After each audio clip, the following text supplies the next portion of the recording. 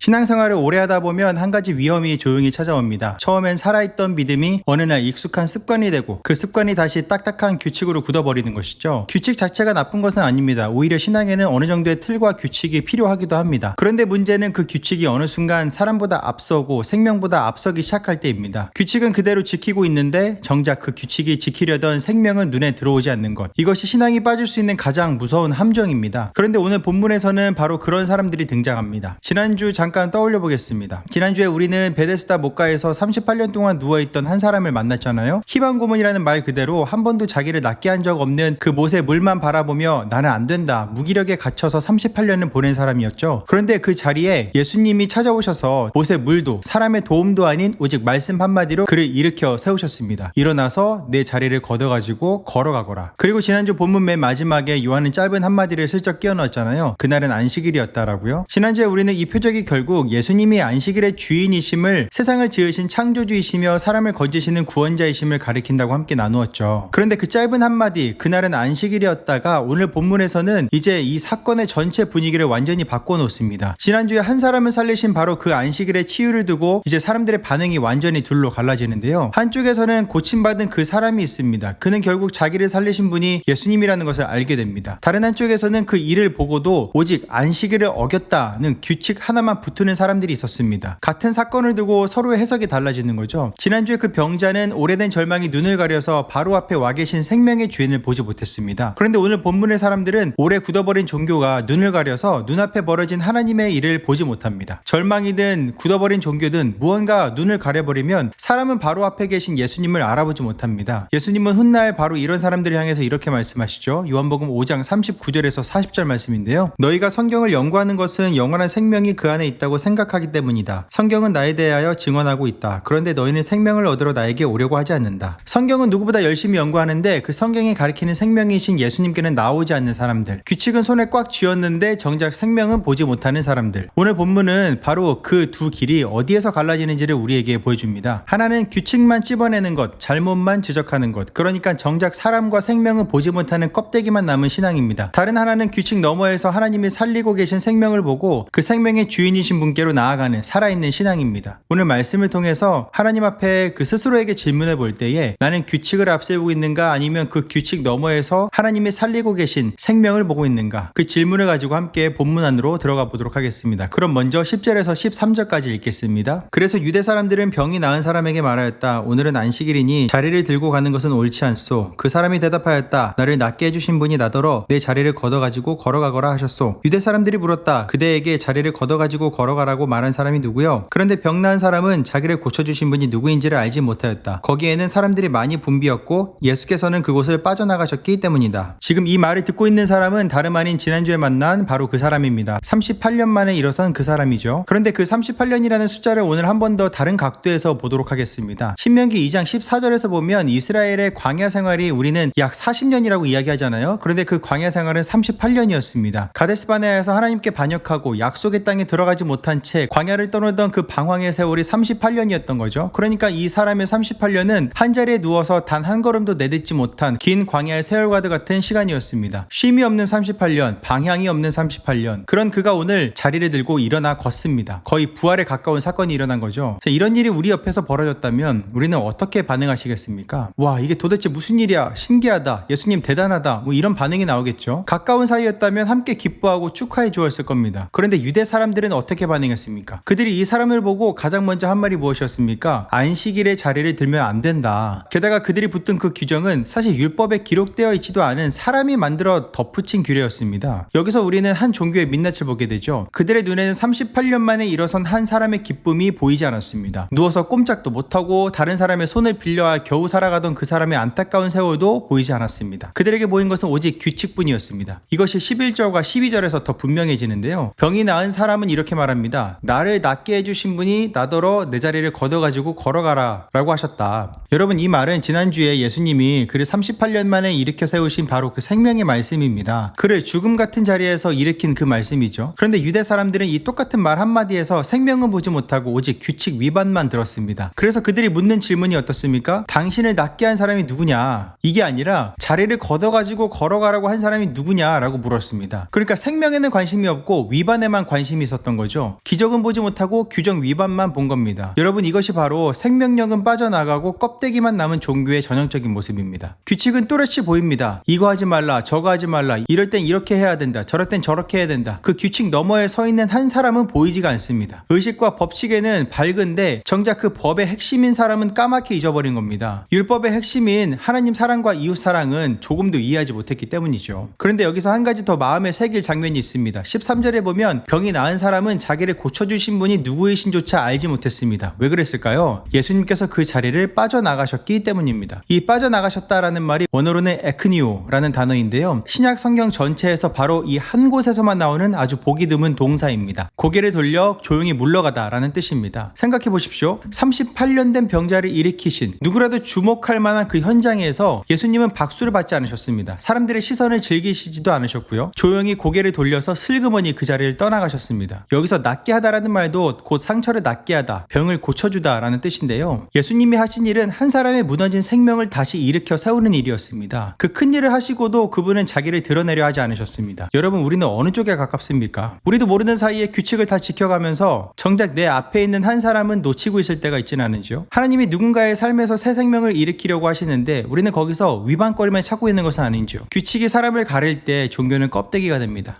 이어서 14절에서 16절까지 보겠습니다. 그 뒤에 예수께서 성전에서 그 사람을 만나서 말씀하셨다. 보아라, 내가 말끔히 나았다. 다시는 죄를 짓지 말아라. 그리하여 더 나쁜 일이 너에게 생기지 않도록 하여라. 그 사람은 가서 자기를 낫게 하여 주신 분이 예수라고 유대 사람들에게 말하였다. 그 일로 유대 사람들은 예수께서 안식일에 그러한 일을 하신다고 해서 그를 박해하였다. 근데 이야기는 여기서 끝나지 않습니다. 14절을 보면 예수님이 그 사람을 다시 찾아오시죠. 그것도 성전에서요. 조용히 물러가셨던 그분이 다시 그 사람을 찾아오신 겁니다. 이게 참 중요한 대목인데요. 예수님은 몸만 고쳐주고 떠나신 분이 아니었습니다. 그 사람을 다시 찾아오셔서 이번에는 더 깊은 곳을 만지시죠. 봐라, 네가 말끔히 나았다. 다시는 죄를 짓지 말아라. 그리하여 더 나쁜 일이 너에게 생기지 않도록 하여라 라고 말씀하시는데요. 여기서 우리가 조심스럽게 짚고 넘어가야 할 것이 있습니다. 예수님이 다시는 죄를 짓지 말아라 라고 하셨다고 해서 그 사람의 38년 된 병이 죄에 대한 벌이었다는 뜻이 결코 아닙니다. 오해하지 마시기 바랍니다. 모든 병이 죄의 결과인 것은 절대 아닙니다. 요한복음 9장에서 날 때부터 눈먼 사람을 두고 제자들이 누구의 죄 때문입니까? 라고 물었을 때 예수님은 분명히 말씀하셨잖아요. 그의 죄도 부모의 죄도 아니다. 하나님의 일을 나타내려는 것이다. 나사로의 죽을 병도 하나님의 영광을 위한 것이라고 말씀하셨습니다. 여러분, 혹 나의 육신의 질병이나 가족의 어떤 질병이 내가 무슨 죄를 지어서 그러나 스스로 정죄하지 마시기 바라고 그로부터 자유할 수 있기를 바랍니다. 그렇다면 예수님이 다시는 죄를 짓지 말아라 하고 하신 그 뜻은 무엇일까요? 여기서 말씀하신 더 나쁜 일은 더 심한 병이 아닙니다. 그것은 영혼의 일입니다. 예수님은 이 사람에게 네 몸은 나았지만 정작 너에게 더 위험한 것이 남아있다 라고 말씀하고 계신 것이죠. 38년의 병보다 더 깊은 광야가 있습니다. 바로 하나님을 떠난 영혼의 광야입니다. 예수님은 이 사람의 몸을 일으키시고 이제 그 마음과 영혼까지 일으키기를 원하셨습니다. 이것이 바로 규칙만 따지던 종교 지도자들과 예수님이 갈라지는 지점입니다. 그들은 안식일 규정 하나하나를 붙들고 있었지만 예수님은 이 사람의 몸과 영혼, 오늘과 영원을 함께 품고 계셨습니다. 온 존재를 향한 사랑이었던 거죠. 그런데 그 다음에 벌어지는 일이 참 안타깝습니다. 15절에서 16절 보시면 그 사람이 가서 자기를 낫게 해주신 분이 예수라고 알리고 바로 그 일로 유대 사람들이 예수를 박해합니다. 16절에 보면 그를 박해하였다라고 되어 있잖아요. 이 박해하다라는 말이 원어로는 디오코인데요. 바짝 붙어서 추적하다, 압력을 가하다라는 뜻이 담겨져 있습니다. 사냥감을 쫓듯이 끈질기게 따라붙어서 괴롭히게 한다라는 말입니다. 게다가 한 번 그러고 마는 것이 아니라 계속 반복되는 행동을 나타내는 형태로 쓰였습니다. 그러니까 그들은 한 번 분노하고 끝낸 것이 아니라 이때부터 예수님을 끈질기게 집요하게 쫓기 시작한 것이죠. 여러분, 참 무서운 장면입니다. 가장 율법에 충실하다는 사람들이 가장 끈질긴 추격자가 되었습니다. 생명을 살리는 일을 보고도 함께 기뻐하기는커녕 그 생명의 근원을 박해하기 시작한 것입니다. 이것이 껍데기 종교의 끝입니다. 진리를 잃어버리고 함께 기뻐하는 공감 능력마저 잃어버린 종교는 결국 하나님이 하시는 일을 앞장서서 가로막는 자리에까지 이릅니다. 생명이 빠져나간 열심은 방향을 잃으면 하나님이 하시는 바로 그 일을 향해 칼을 겨누게 됩니다. 그러니 우리의 열심도 한번 점검해 보아야 되겠죠. 나의 신앙적 열심은 지금 누구를, 무엇을 향하고 있는가? 그것은 사람을 살리는 쪽인가? 아니면 사람을 추궁하는 쪽인가? 이제 마지막으로 17절과 18절 말씀 보겠습니다. 오늘 본문의 절정입니다. 그러나 예수께서는 그들에게 말씀하셨다. 내 아버지께서 이제까지 일하고 일하고 계시니 나도 일한다. 유대 사람들은 이 말씀 때문에 더욱더 예수를 죽이려고 하였다. 그것은 예수께서 안식일을 범하셨을 뿐만 아니라 하나님을 자기 아버지라고 불러서 자기를 하나님과 동등한 위치에 놓으셨기 때문이다. 박해하는 유대 사람들 앞에서 예수님이 입을 여십니다. 내 아버지께서 이제까지 일하고 계시니 나도 일한다 라고요. 영어 ESV는 이렇게 옮깁니다. My father is working until now and I'm working. 짧지만 엄청난 말씀입니다. 먼저 이 말씀이 당시 사람들에게 어떻게 들렸을지를 생각해 봐야 됩니다. 사실 유대인들도 하나님이 안식일에 완전히 손을 놓으신다고는 생각하지 않았습니다. 생각해보면 당연하죠. 안식일에도 아기가 태어나기도 하고 안식일에도 사람이 죽기도 하잖아요. 해는 안식일에도 뜨고 세상은 안식일에도 돌아갑니다. 하나님이 안식일에 세상을 붙든 일을 멈추신다면 그날 우주는 완전히 무너져 버리지 않겠습니까? 그래서 그들은 믿었습니다. 하나님은 안식일에도 쉬지 않고 일하신다 라는 것을요. 다만 그렇게 일하실 수 있는 분은 오직 하나님 한 분뿐이라고 보았던 것이죠. 그런데 예수님이 뭐라고 하십니까? 바로 그 하나님이 내 아버지시고 그분이 일하시니 나도 일한다. 지금 예수님은 유대인들의 그 생각을 정확히 짚어주시면서 자신이 안식일에 일하신 것을 하나님의 일로 변호하고 계신 겁니다. 오직 하나님께만 적용되는 그 자리를 자기 자신에게 적용하신 것이죠. 여기서 한 단어를 보겠습니다. 18절에 보면 예수께서 안식일을 범하셨다라고 나오는데요. 이 범하다라고 옮긴 말이 원어로는 풀다, 풀어주다, 놓아주다라는 뜻입니다. 이 단어가 중요한 이유는 예수님은 안식일을 파괴하신 것이 아니라 오히려 안식일을 풀어주신 겁니다. 사람을 올가매던 규례의 매듭을 풀어서 안식일이 본래 무엇을 위한 날인지 그 진짜 의미를 드러내신 것이죠. 안식일은 본래 사람을 살리고 쉬게 하려고 주신 날입니다. 그러니 38년 된 병자를 일으키는 일이야말로 안식일을 범하는 일이 아니라 안식일을 가장 안식일답게 완성하는 일이었습니다. 예수님은 안식일을 깨신 분이 아니라 안식일을 완성하신 분입니다. 그리고 이제 18절 가장 결정적인 대목입니다. 유대 사람들이 예수님을 더욱 죽이려 한 이유가 두 가지로 나오는데요. 하나는 안식일을 범하셨다는 것이고 다른 하나는 하나님을 자기 아버지라고 부르셨다는 겁니다. 여기 자기 아버지라는 말에서 자기라는 단어가 원어로는 이디오스인데요. 자신에게 고유하게 속한 독보적인 관계인이라는 뜻입니다. 그러니까 예수님은 우리 모두의 아버지 정도로 말씀하신 것이 아닙니다. 다른 누구와도 같지 않은 오직 자신만의 고유하고 친밀한 아버지로 하나님을 부르신 것이죠. 그리고 유대 사람들은 이 말의 무게를 정확히 알아들었습니다. 18절 마지막에 그렇게 말합니다. 예수께서 자기를 하나님과 동등한 위치에 놓으셨다라고요. 그러니까 그들은 이해했습니다. 이 사람이 지금 자기를 하나님과 동등하다고 선언하고 있다라는 것을요. 맞죠? 예수님은 지금 자신의 신성을 드러내고 계신 겁니다. 요한복음 1장 서문에서부터 줄곧 강조해온 바로 그 신성이요. 훗날 예수님은 이렇게 말씀하시죠. 나를 본 사람은 아버지를 보았다라고요. 지난주 우리가 본 그 결론 기억나시죠? 38년 된 병자를 안식일에 일으키신 그 표적이 예수님이 안식일의 주인이시다. 세상을 지으신 창조주이시다. 사람을 건지시는 구원자이시다. 그걸 가리킨다고 했잖아요. 그때는 그 표적이 예수님이 안식일의 주인이시다라는 것을 조용히 가리켰다면 오늘은 예수님이 친히 그것도 자기를 죽이려는 사람들 앞에서 나는 하나님과 동등하다라는 것을 공개적으로 선언하고 있는 데까지 나아가신 겁니다. 지난주 그 표적이 가리키던 답을 우리 예수님의 입으로 직접 확증하신 것이죠. 그런데 유대 사람들은 그 선언을 알아듣고도 받아들이지 않았습니다. 받아들이는 대신에 죽이려 했습니다. 여기서 그들의 모순이 발견이 되는데요. 하나님이 쉼을 위해 주신 그 날 안식일을 가장 철저히 지킨다는 사람들이 정작 그 안식일의 주인을 죽이려고 칼을 갈고 있습니다. 쉼의 날에 가장 쉬지 못하는 사람들이 되어버렸습니다. 안식일을 지킨다면서 정작 안식을 주신 단 한 분을 향해서 달려드는 사람들. 이보다 더 안타까운 장면이 있을까요?